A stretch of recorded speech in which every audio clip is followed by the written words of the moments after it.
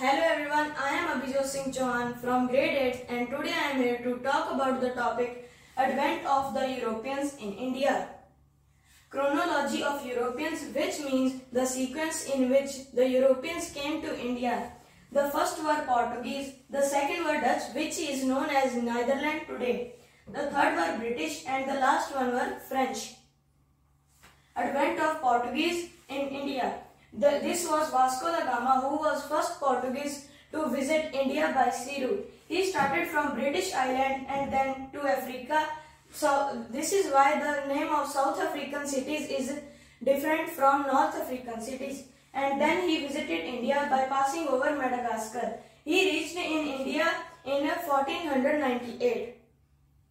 Dutch voyages. They were attracted by the spice markets of India. They undertook several voyages. The Dutch East India Company was formed in 1602. There were so much factories, but the important factories are Masulipatam, Pulicat, Surat, Kraikal, Patna, Cochin. This was the logo of Dutch East India Company. The British in India. In 1613, Mughal Empire Jahangir permitted the English to establish a factory at Surat to Captain William Hawkins.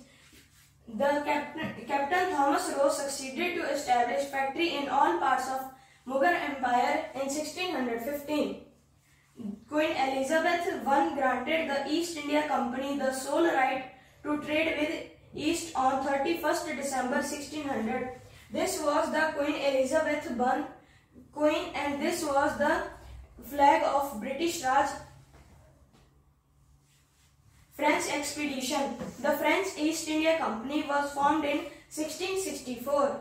Francois Caron established the first India factory in India in 1668. Their factories were at Masulipatam, Pondicherry, Mahe, Kraikal, etc. This was their logo.